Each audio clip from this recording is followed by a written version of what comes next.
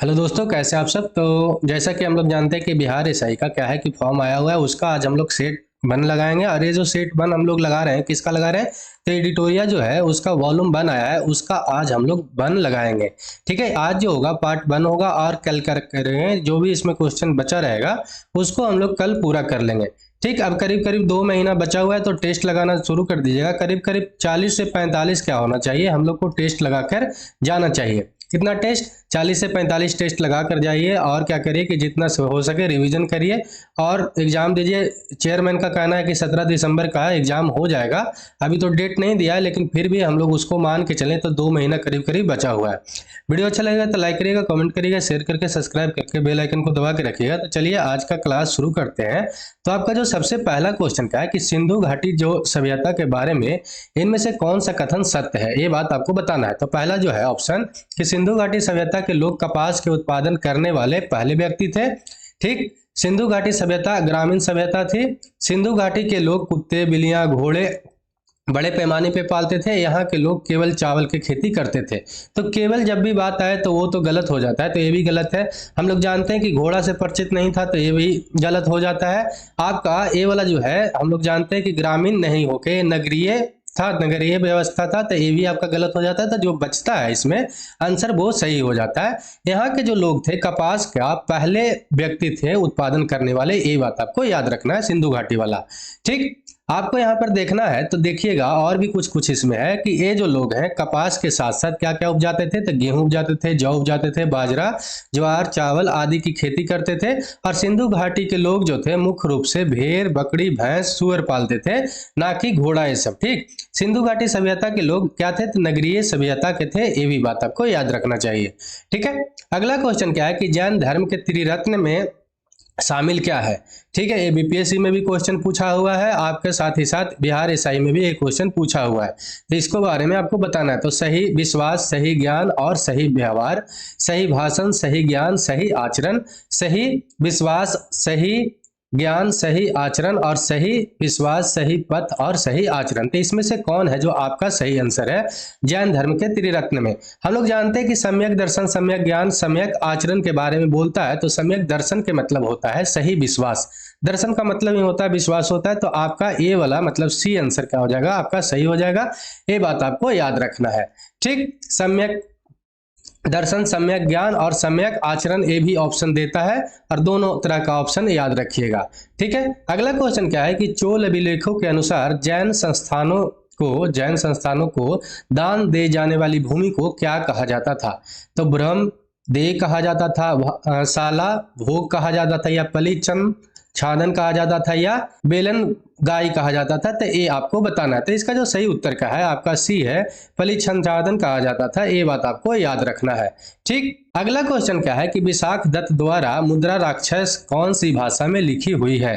तो तमिल में है, संस्कृत में है, तेलुगु में है, या हिंदी में है? तो इसका जो सही उत्तर का है आपका संस्कृत भाषा में लिखा हुआ है।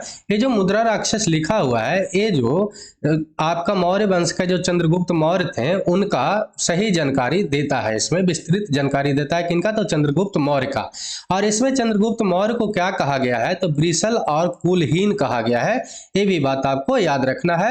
और ये जो मुद्रा राक्षस है विशाख दत्त का, जो संस्कृत में लिखा हुआ है, उसके भारतेंदु जो थे हरिश्चंद्र, वो है हिंदी में क्या किए थे? इसको ट्रांसलेट किए थे। ये भी बात आपको याद रखना है। ठीक, अगला क्वेश्चन क्या है कि निम्नलिखित में से किस शासक के शासनकाल में भारत का पहला मुद्रा जो रुपया था वो मुद्रित हुआ था? ये बात आपको बताना है।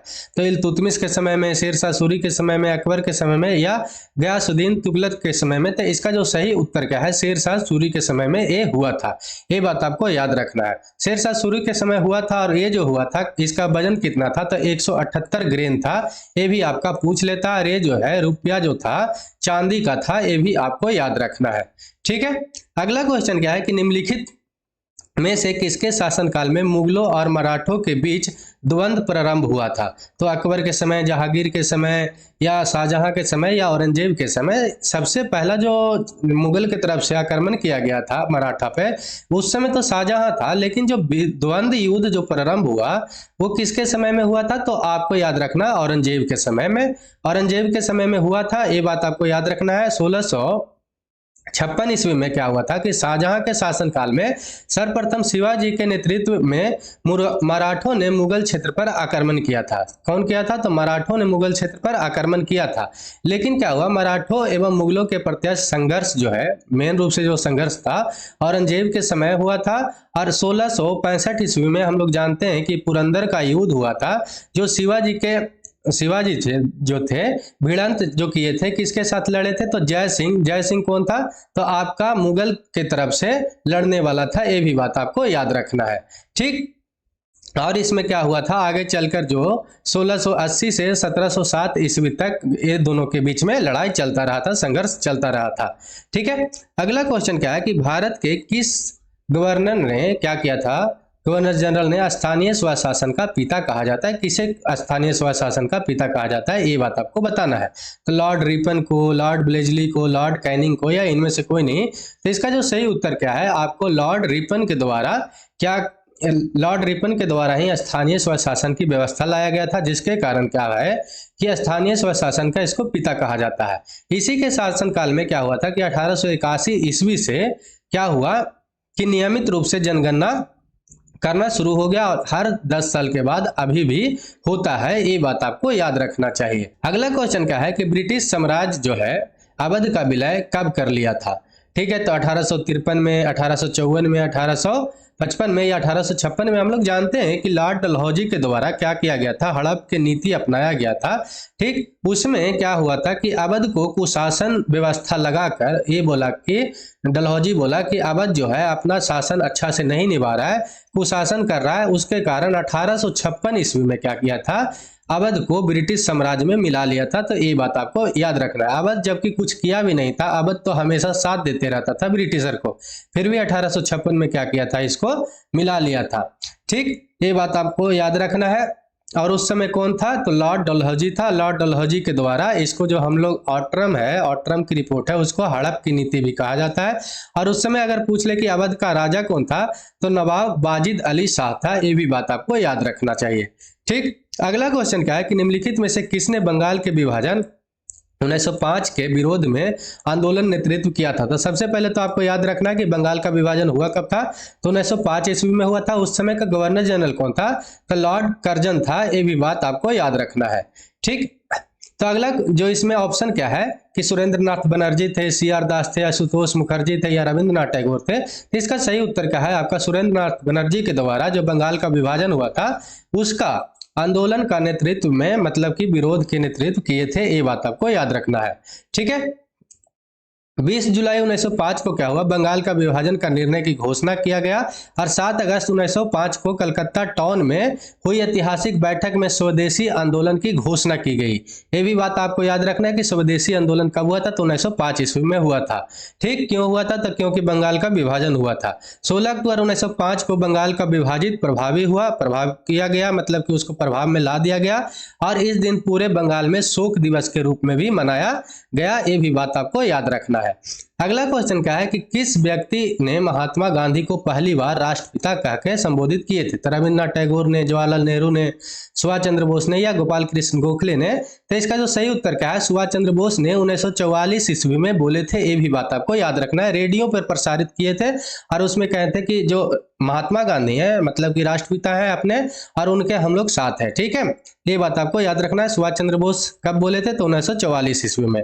अगला क्वेश्चन क्या है कि सत्यशोधक समाज की स्थापना कब हुआ था? तो महादेव गोविंद रानाडे के द्वारा 1867 में किया गया था, सुरेंद्र नाथ बनर्जी के द्वारा 1870 में किया गया था, या ज्योतिबा फुले के द्वारा 1873 में किया गया था, या इनमें से कोई नहीं? तो इसका जो सही उत्तर क्या है कि ज्योतिबा फुले के द्वारा 1873 में किया गया था। ये बात आपको याद रखना है, ठीक। अगला क्वेश्चन क्या है कि अटला देवी मस्जिद का निर्माण किस शासक के द्वारा किया गया था? हुसैन शाह सरकी के द्वारा, इब्राहिम शाह सरकी के द्वारा, सिकंदर शाह के द्वारा, या मलिक अहमद के द्वारा? तो इसका जो सही उत्तर क्या है आपका, इब्राहिम शाह सरकी के द्वारा ये किया गया था। ये बात आपको याद रखना है। ये क्या किया था कि 1408 ईस्वी में इब्राहिम शाह जो सरकी था, वो अटला देवी मस्जिद का निर्माण किया था। और ये जो मस्जिद था वो पहले क्या था, अटला देवी एक मंदिर था, जिसका निर्माण कौन करे थे, तो कनौज के जो राजा थे विजय चंद्र द्वारा, उनके द्वारा ये मंदिर बनाया गया था, जिसको तोड़कर अटला देवी मंदिर को ये इब्राहिम शाह सरकी था वो तोड़कर 1408 ईस्वी में इसमें अटला देवी मस्जिद का निर्माण करवाया था। ये बात आपको याद रखना है। मुगलों और जो भी मुस्लिम शासक आया था ज्यादातर क्या करता था कि मंदिरों को तोड़कर वहां पे मस्जिद का ही निर्माण करवाया था। ठीक, हम लोग जानते भी हैं। ठीक है, अगला क्वेश्चन क्या है कि अलाउद्दीन खिलजी के समय भू राजस्व की दर उपज कितना था। ठीक है, जैसे मान लिया जाए कि आप 100% या 100 केजी उपजाते हैं तो उसमें से कितना आपसे दान में मतलब कि क्या ले लेता था, टैक्स में ले लेता था, ये बात आपको बताना है। तो 1/2 था, 3/4 था, या आपका 1/5 था, या 1/4 था। तो इसका जो सही उत्तर का है आपका 1/2 ले लेता था। मतलब कि आप 100 केजी उपजाएं तो आपको 50 केजी रखकर 50 केजी किसको दे देना होता था, अलाउद्दीन खिलजी के समय वहां टैक्स दे देना पड़ता था। ठीक है, अलाउद्दीन खिलजी के समय भू राजस्व की दर का अनाज कितना था, तो 1/2 था। अलाउद्दीन के जो खम्स मतलब कि लूट के जो धन लाता था सुल्तान का हिस्सा उसमें कितना था, तो 1/4 था। और उसको बढ़ाकर क्या किया था, जो पहले था 1/4 उसको बढ़ाकर कितना कर दिया था, तो 3/4 कर दिया था। ये बात आपको याद रखना चाहिए। ठीक, सुल्तान के लिए। अगला क्वेश्चन क्या है कि भारतीय संविधान अपने नागरिक को समानता की वचन देता है, तो अभिव्यक्ति और विश्वास को, विचार और अभिव्यक्ति को, प्रतिष्ठा और अवसर को, या अवसर और अभिव्यक्ति को। तो इसका जो सही उत्तर क्या होता है आपका, प्रतिष्ठा और अवसर को क्या करता है कि भारतीय संविधान नागरिकों की समानता का वचन देता है। ये बात आपको याद रखना है। ठीक, तो इसमें प्रतिष्ठा और अवसर का होता है, तो भारतीय संविधान अपने नागरिक को सामाजिक, आर्थिक, राजनैतिक न्याय, ठीक है, तथा विचार, अभिव्यक्ति, विश्वास, धर्म और उपासना की स्वतंत्रता देता है और प्रतिष्ठा और अवसर की समानता का प्रदान भी करता है। ये बात आपको याद रखना है। ठीक, अगला क्वेश्चन क्या है कि निम्नलिखित में से कौन सी समिति ने मूल कर्तव्यों को संविधान में सम्मिलित करने का सुझाव दिया था, तो स्वर्ण सिंह समिति था, मल्होत्रा समिति था, नरसिम्हन समिति था, या अशोक मेहता समिति था। तो इसका जो सही उत्तर क्या है आपका, स्वर्ण सिंह समिति के द्वारा ये सुझाव दिया गया कि भारत एक देश है और भारत देश में क्या होना चाहिए, अपना देश में एक मूल अधिकार भी है और उसके साथ ही साथ क्या होना चाहिए, मूल कर्तव्य भी होना चाहिए। ठीक है, मूल कर्तव्य होना चाहिए। तो मूल कर्तव्य ये लिया गया कहां से था, तो रसिया से लिया गया था। ये बात आपको याद रखना है कि रसिया से लिया गया था, जिसको हम लोग रूस बोलते हैं। ये भी कभी कभी पूछता है किसके शासनकाल था, उस समय कौन थे अपने प्रधानमंत्री, तो आपको याद रखना है कि इंदिरा गांधी थी। ठीक, उसी समय क्या हुआ था कि 1875 तक तो क्या लगा रहा था, इमरजेंसी लगा हुआ था, और 75 जो से 77 आपका क्या लगा था, इमरजेंसी लगा था। और ये 76 में क्या हुआ था, ये सब बनाया गया था स्वर्ण सिंह समिति वाला।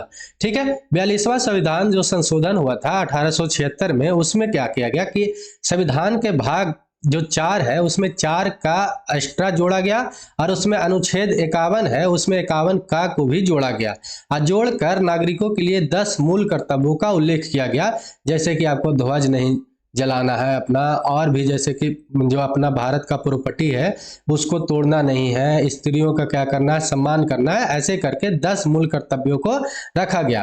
ठीक है, उसके बाद एक 86वां संशोधन हुआ था 2002 में, उसमें जो है 11वां कर्तव्य मूल कर्तव्य जोड़ा गया, और उसमें कहा गया कि 6 से 14 वर्ष तक की उम्र के जो भी बच्चा रहेगा उसको शिक्षा का अवसर उपलब्ध कराना चाहिए। ठीक है, ये भी बात याद रखिएगा। तो आप ही जो है मूल कर्तव्य कितना है, तो 11 है। लेकिन अगर पूछ ले कि स्वर्ण सिंह के समिति के अनुसार कितना मूल कर्तव्य था, तो 10 था। कब हुआ था ये, तो 42वां संशोधन के द्वारा 1976 में। ये भी बात आपको याद रखना है।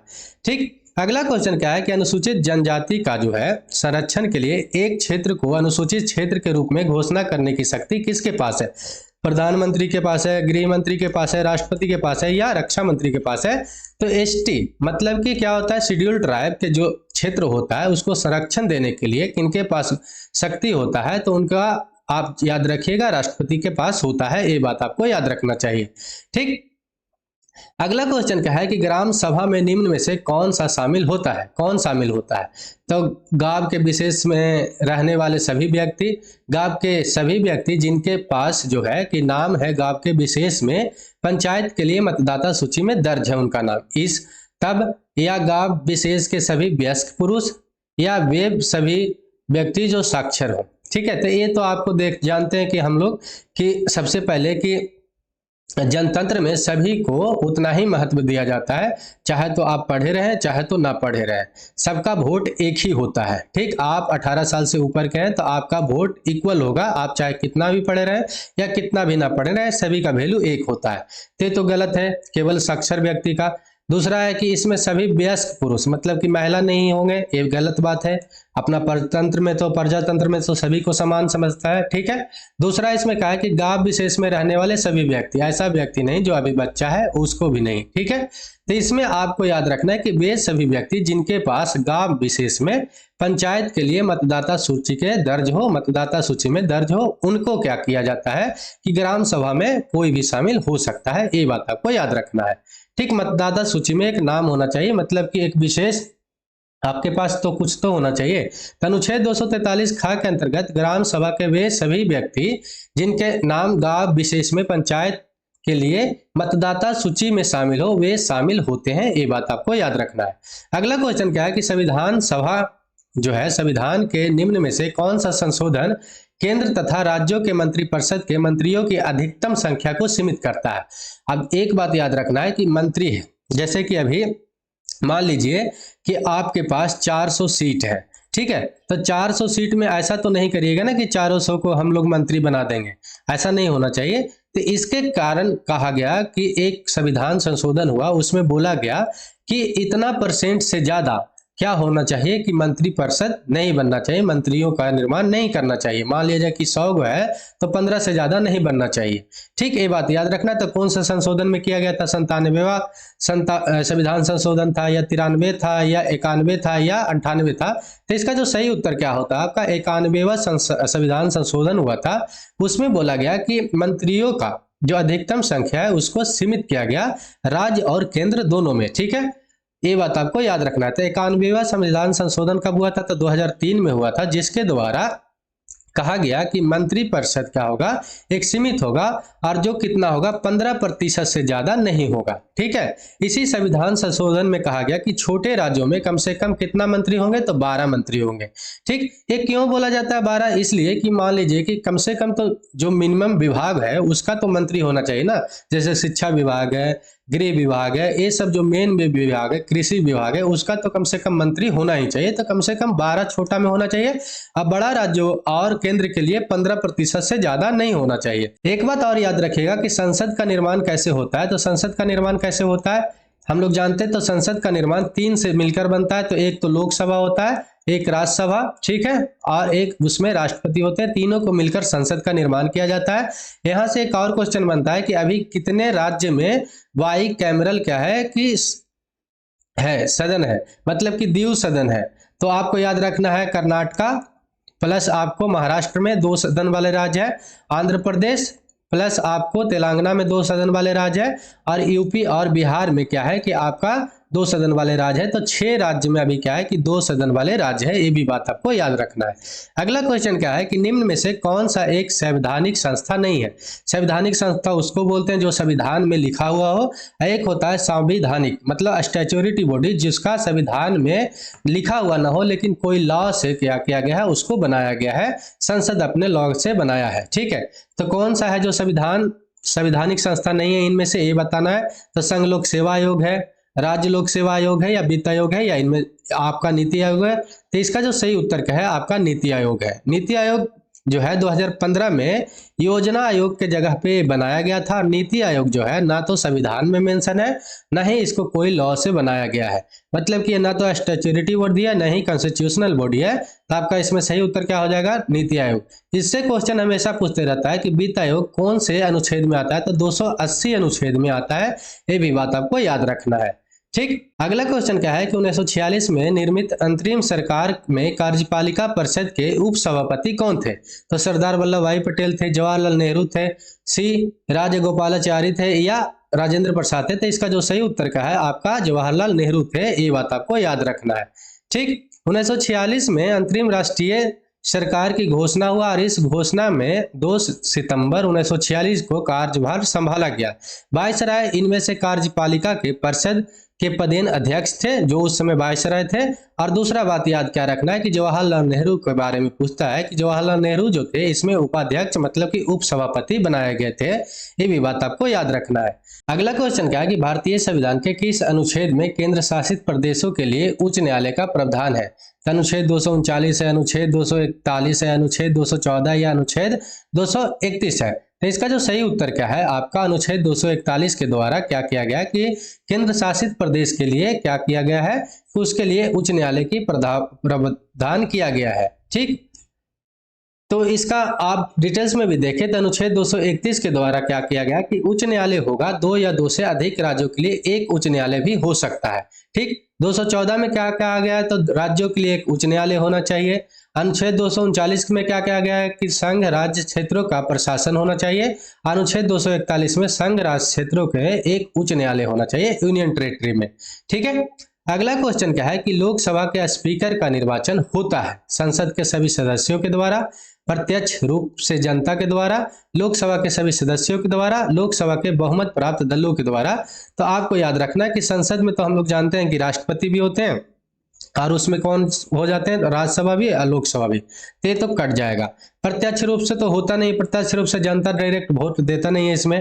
ठीक है, लोकसभा के बहुमत प्राप्त दल, ये भी पक्षपात हो जाएगा कि जो जीतेगा वही बनाएगा। तो इसमें सही उत्तर आपको क्या है कि लोकसभा के सभी सदस्यों के द्वारा चुना जाता है।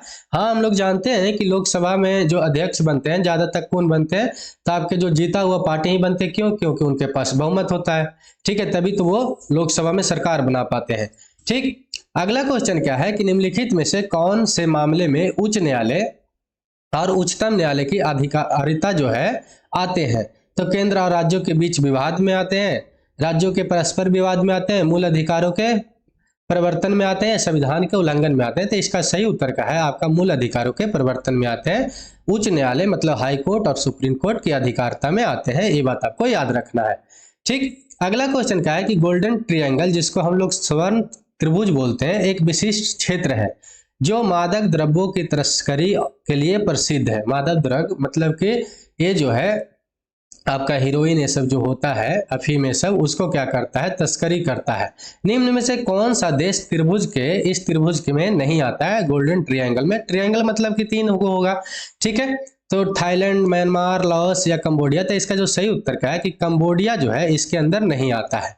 ठीक, इसमें कौन कौन आता है तो मतलब कि आपका थाईलैंड, म्यांमार और लाओस जो है, आपका लाओस जो है त्रिभुज जो है स्वर्ण त्रिभुज गोल्डन ट्रायंगल के अंतर्गत आता है, ये बात आपको याद रखना है।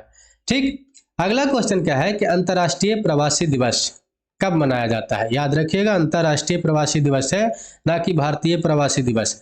तो इसका जो आपको उत्तर बताना है तो 9 जनवरी को, 18 दिसंबर को या 24 दिसंबर को या 24 जनवरी को। तो इसका सही उत्तर क्या है 18 दिसंबर को ये मनाया जाता है। भारतीय जो है आपका प्रवासी दिवस कब मनाया जाता है तो आपको याद रखना है 9 जनवरी को।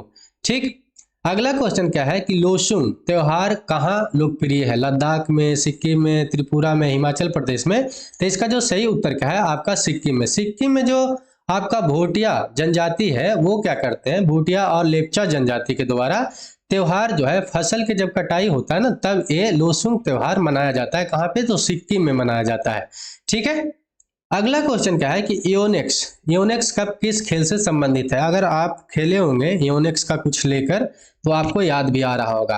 तो बैडमिंटन है, टेबल टेनिस है, हॉकी है या फुटबॉल है। तो हम लोग देखते हैं कि बैडमिंटन जब खेलते हैं तो योनेक्स के क्या आता है आपका कॉर्क आता है, ये सब देखे होंगे। तो आपको क्या याद रखना है, योनेक्स कप जो होता है, योनेक्स का हम लोग बैडमिंटन खेलते हैं तो बैडमिंटन कप होता है, ये बात आपको याद रखना है, बैडमिंटन से संबंधित है। सूरजताल झील किस राज्य में स्थित है? उत्तराखंड में है, हिमाचल प्रदेश में है, जम्मू कश्मीर में है, गोवा में है। कहाँ पे है सूरजताल? ये क्वेश्चन पूछा हुआ है आपका, तो हिमाचल प्रदेश में, ये बात आपको याद रखना है। साथ ही साथ इसमें रेणुका झील भी एक है, ये भी बात याद रखना है। सूरजताल, रेणुका झील, ये दोनों इंपॉर्टेंट है। और नाको झील, ये सब जो कहाँ पे है आपका हिमाचल प्रदेश में है, जिसमें से सूरजताल और रेणुका झील आपको याद रखना ही रखना है। ठीक है, अगला क्वेश्चन क्या है कि इकोसिस्टम की सही डिफिनेशन क्या है? ठीक, परस्पर क्रिया करने वाले जंतु, जीव समुदाय। ठीक है, किसी स्थान का अजीवीय घटक, पृथ्वी और वायुमंडल क्षेत्र जहां पर जीव रहते हैं, जीव समुदाय और उसके वातावरण का संतुलित तंत्र।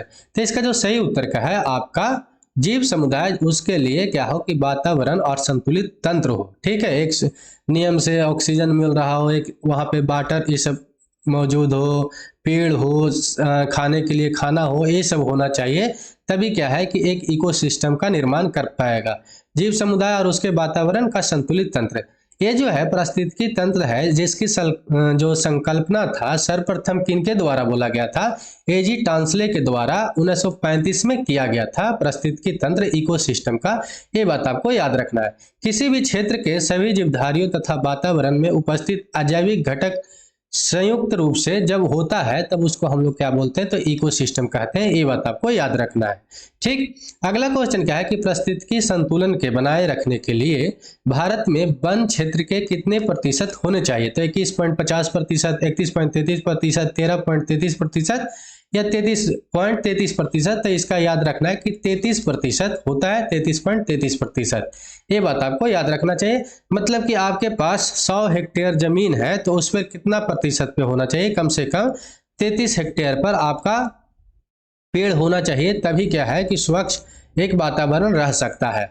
ठीक है, अभी कितना परसेंट है, तो अभी करीब करीब 24% है। ये भी बात आपको याद रखना है सारा मिलाकर। ठीक, वो भी जहां तहां जंगल है ना, उसमें सब छिपा हुआ है, आपका नॉर्मल स्टेट में नहीं, कोई कोई स्टेट में तो बहुत ज्यादा है और कोई कोई स्टेट में बहुत कम है। ठीक है, ये बात आपको याद रखना है। तो आपको याद क्या, अगला क्वेश्चन क्या है कि एपीफाइट्स पौधे बहुत अधिक विकसित होने वाले पौधे हैं। एपीफाइट्स एक पौधा है, बहुत जल्दी विकसित हो जाता है, अन्य पौधे पर निर्भर होते हैं। क्यों होते हैं? जल ग्रहण करने के लिए, भोजन प्राप्त करने के लिए, या यांत्रिक मदद के लिए, या छाया प्राप्त करने के लिए। यांत्रिक मतलब होता है मैकेनिकल, तो इसका जो सही उत्तर क्या होता है, यांत्रिक मदद के लिए। ये बात आपको याद रखना है। ठीक है, एपीफाइट्स वे पौधे होते हैं जो आश्रय के लिए अन्य वृक्षों पर निर्भर होते हैं। पहला बात तो इसके बारे में ये जानना है, लेकिन पोषक तत्वों के लिए इस पर निर्भर नहीं होते हैं, खाना के लिए नहीं। ये पौधे वर्षा जल, ठीक है, वायु और अन्य स्रोतों से अपना पोषक तत्व प्राप्त करते हैं। ठीक है, अगला क्वेश्चन क्या है कि निम्नलिखित में से कौन सुमिलित नहीं है। इधर आपका जैव मंडल आरक्षित क्षेत्र है और इधर स्थापना वर्ष है। तो सिमिली पाल जो 1994 में बना था, कंचनजंगा 2002 में, नोकरेक था 1988 में, पन्ना 2011 में। इसका सही उत्तर क्या है आपका कंचनजंगा। कंचनजंगा जो है 2000 ईस्वी में बना था। ये बात आपको याद रखना। तो ये क्या हो जाएगा आपका गलत हो जाएगा, लेकिन हम लोग को गलत ही चुनना था, तो आपका कंचनजंगा। ठीक, अगला क्वेश्चन क्या है कि क्षेत्रीय भाषा में निर्णय प्रकाशित करने वाला पहला हाईकोर्ट कौन सा है। केरल हाईकोर्ट है, पटना हाईकोर्ट है, गुजरात है, या दिल्ली हाईकोर्ट है। तो आपको याद रखना है कि केरल हाईकोर्ट के द्वारा क्या कहा गया है कि वो जो है अपना जितना भी जो आपका निष्कासित होगा, मतलब कि कोई निर्णय लिया जाएगा, प्रकाशित होगा निर्णय को, उसको वहाँ का मलयालम भाषा में ही किया जाएगा। ये बात आपको याद रखना है। ठीक, तो किसके द्वारा किया गया, तो केरला के द्वारा किया गया। ठीक, केरल हाईकोर्ट के द्वारा भारत का पहला हाईकोर्ट बन गया है, जो क्या है कि जो अपने निर्णय में क्षेत्रीय भाषा को प्रकाशित करेगा। हाईकोर्ट का कार्रवाई लाइव प्रकाशन करने वाला, लाइव जो होता है ना, हम लोग टीवी पर देखते हैं कुछ भी, लाइव प्रशासन करने वाला पहला हाईकोर्ट बना है कौन, तो गुजरात हाईकोर्ट बना है। ये भी क्वेश्चन आपसे पूछ सकता है। ठीक है, अगला क्वेश्चन क्या है कि किस राज्य सरकार द्वारा SHWAS स्वास्थ्य ऐप जारी किया गया है। त्रिपुरा के द्वारा, राजस्थान के द्वारा, नागालैंड के द्वारा, या तमिलनाडु के द्वारा। तो इसका सही उत्तर क्या है आपका तमिलनाडु के द्वारा ये किया गया है। क्यों किया गया है, तो यहाँ के जो तमिलनाडु के सरकार है ना, स्वच्छता जो कर्मचारी हैं उनके परिवार के सदस्यों के कल्याण है, तो स्वास्थ्य ऐप को क्या किया गया है, जारी किया गया है। ये बात आपको याद रखना है, तमिलनाडु सरकार के द्वारा। ठीक है, अगला क्वेश्चन क्या है कि हाल ही में संगम नौसेना अभ्यास का आयोजन भारत ने किस देश के साथ किया है। तो चाइना के साथ किया, अमेरिका के साथ किया, जापान के साथ, या फ्रांस के साथ। तो संगम जो हुआ है आपका अमेरिका के साथ हुआ है। ये बात आपको याद रखना। आज हम लोग 35 क्वेश्चन बना लिए हैं। हम लोग जानते हैं कि 100 क्वेश्चन होता है, तो बाकी का जो भी क्वेश्चन होगा नेक्स्ट वीडियो में हम लोग बना लेंगे। ठीक है, वीडियो ज़्यादा लंबा हो जाता। आपका वीडियो अच्छा लगे तो लाइक करना है, कमेंट करना है, शेयर करके सब्सक्राइब करके बेल आइकन को दबा के रखना है। तो चलिए आज के लिए इतना ही। जय हिंद, जय भारत।